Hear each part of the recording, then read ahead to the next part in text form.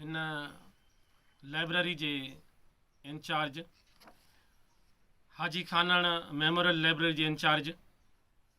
सुघड़ गुल मोहम्मद गुल चिंजणी जेको तमामु सुठो सुघड़ बि आहे ऐं अहले किताब पिणु आहे। खेसि गुज़ारिश कंदासीं त पंहिंजा ख़यालात, पंहिंजो अंदाज़ शाइरी, पंहिंजो सींगार या का बि शाइरी पेश करे पर खेसि भेटा शाह साईं जे हिन शेर सां ॾींदुसि। सेवा कर समुंड जी जित जर वहे थो जाल, सैं वहन सीर में जित माणिक मोती लाल, जे मासो मिले माल त पुॼारा पुर थी। गुल मोहम्मद गुल सुघड़ खे गुज़ारिश आहे त पंहिंजो ख़्यालु पेश करे। बिस्मिल्लाहिर्रहमानिर्रहीम।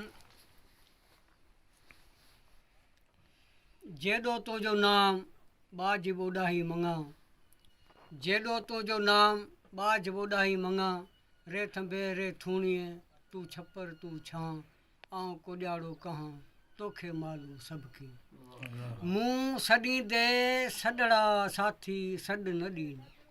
मूं सॾींदे सॾड़ा साथी सॾ न ॾीन, विली जे वथाण ते तोॾन तवारीन, हेॾा हाञा थीन बुरे हिन भोर में। जीअं त असां सदा हयात जंहिंजे जेॾे बि साराह कजे एतिरी लफ़्ज़नि में ताक़त ई कोन्हे। हाजी खानण चिंजणी, हाजी खानण चिंजणी उहो नालो आहे जेको असांजी क़ौम, असांजे मुल्क वतन जी सुञाणप आहे, जंहिंजो मशहूरु पहाको आहे जे हुजे ई नाणो त घुमलाड़ काणो। असां ख़ुशि नसीब आहियूं उन लाइब्रेरी में असांखे जंहिं बाता ॿोल पढ़ाया उस्ताद साईं रियाज़ अहमद राज़ चिंजणी साहिबु,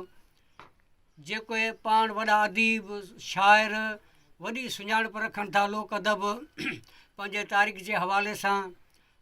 ऐं संदसि जी जहिड़ी बि साराह कयां सां घटि आहे। अली मोहम्मद चिंजणी आहे साईं असांजो पहिरीं प्यारो दोस्त बि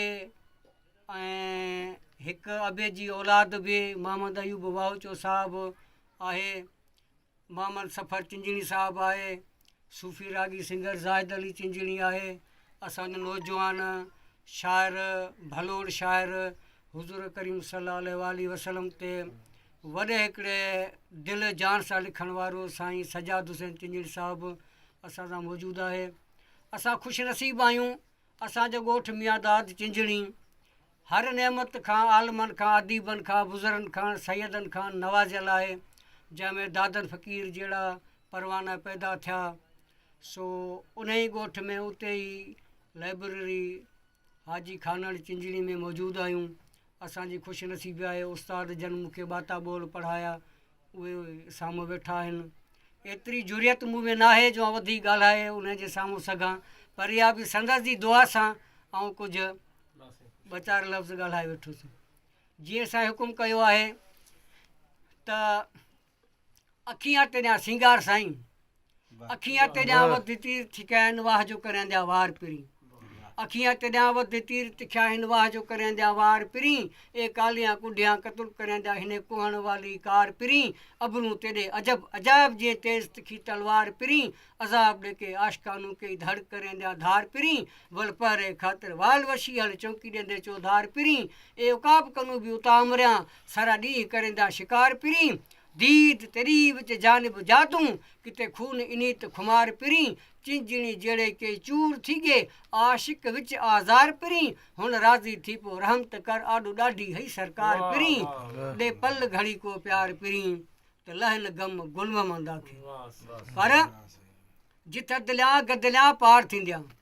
जिथे दिलियां गदिलियां पार थींदियां, छॾ दीदार थी वे त दर्दा, सिक इन्हीअ सुख किता नहीं कमकार थींदा को घरदा, ॾींहुं राति इहा आहे तात इथ मुफ़्त मुसाफ़िर मरदा, ओ लजपाल सखी जा भाल करे जो माल खे कहूं सरदा, त पिछ इथ उथ ऊचा कंध थी पवे मैं चरिए सफ़ा चरदा, ओ प्याला में को आप पिलावे जो साहिब हर सागरदा, मैं चुका पी के चाकठी सां छुट वेसी फट फिकरदा, ए गम गुल मोहम्मद दूर थिसन जॾहिं मालिक ॾेखां मां शरदा, नहीं इथे वक़्तु गुज़रदा पर चिक दे चाक चिंजणी हक़ मौजूद साईं। यार किताब जाए ले बस बंद कर से